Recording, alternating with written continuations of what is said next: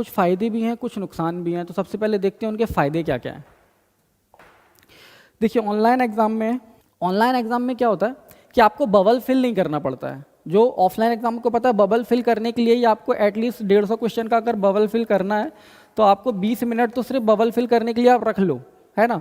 लेकिन online exam में bubble fill नहीं करना तो आपके ये 20 मिनट पहले ही सेव हो गए, ठीक है। उसके बाद आंसर कैन बी चेंज्ड। अगर आपने गलती से कोई किसी क्वेश्चन का आंसर गलत मार्क कर दिया है तो आप उसको कितने भी बार चेंज कर सकते हो, 1 बार 2 बार 3 बार, जब भी आपको चेंज करना है। ये भी ऑफलाइन एग्जाम में फैसिलिटी आपको नहीं मिलती है। और तीसरा ऑप्शन क्या है, mark for review. Mark for review क्या होता है, अगर बहुत से बच्चों ने जिन्होंने अभी नहीं दिया एग्जाम ऑनलाइन एक भी बार, या जो दे चुके हैं फिर भी उनको मार्क फॉर रिव्यू में बहुत ज़्यादा कन्फ्यूजन रहती है कि क्या होता है मार्क फॉर रिव्यू। देखिए आपने कोई क्वेश्चन अटेम्प्ट किया लेकिन आप अभी डाउट में हैं कि मुझे ये क्वेश्चन पे अभी दोबारा एक बार आना है फिर से।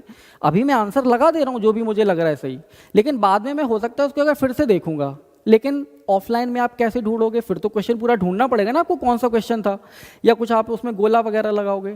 वही ये ऑनलाइन एग्जाम में आपको क्या फैसिलिटी मिल गई है, मार्क फॉर रिव्यू कर दो उसको, तो पर्पल कलर का जो उसका बॉक्स होगा ना क्वेश्चन का, वो पर्पल कलर का हो जाएगा, जिससे आपको बाद में ये पता चल सकता है कि हाँ ये क्वेश्चन मैंने मार्क फॉर रिव्यू किया था। तो देखो इनसे टाइम कैसे बचेगा, बबल फिल नहीं करना तो यहाँ पे टाइम बचा, आंसर गलत नहीं होगा चेंज कर सकते हो, और मार्क फॉर रिव्यू कर दोगे तो आपको क्वेश्चन ढूंढना नहीं पड़ेगा। जो भी क्वेश्चन डाउट वाले रह गए थे वो पेपर खत्म होने के बाद फिर से आप एक बार उनमें नज़र डाल सकते हो। अब देखिए ऑनलाइन एग्जाम के नुकसान क्या क्या हैं, कॉन्स ऑफ ऑनलाइन एग्जाम क्या क्या नुकसान है।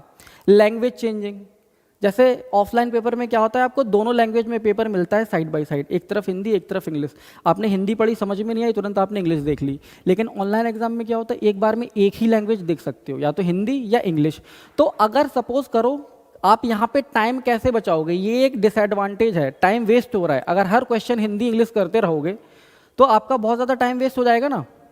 तो आपको क्या करना है, लैंग्वेज पहले तो जो आपकी प्रेफर्ड लैंग्वेज है आप उसमें अपना क्वेश्चन रखो। जैसे अगर आपकी हिंदी है तो आप अपना हिंदी में, तो आप अपनी हिंदी में ही रखो। जैसे अगर आपकी हिंदी लैंग्वेज है तो आपने हिंदी चूज कर रखी है, इसका मतलब क्या है कि 2 4 5 10 12 क्वेश्चन में ऐसा होगा कि आपको लैंग्वेज चेंज करनी पड़ेगी, सारे क्वेश्चन में नहीं करनी पड़ेगी, है ना।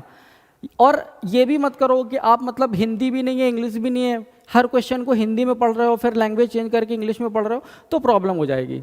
उसके बाद can see only 1 question at a time. Offline exam में क्या होता है, आपको मल्टीपल क्वेश्चन दिखते हैं, आपने कॉपी में अपने पेपर में देखा, पहला क्वेश्चन नहीं आया तो तुरंत उसके नीचे दूसरा, उसके नीचे तीसरा, है ना।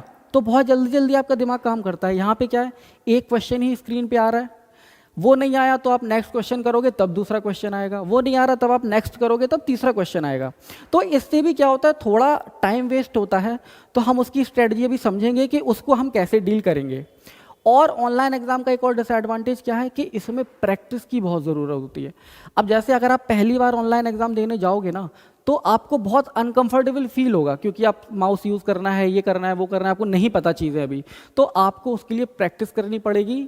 तो जो एक डिसएडवांटेज नहीं है लेकिन कर सकते हो, हाँ अगर नहीं करके जाओगे तो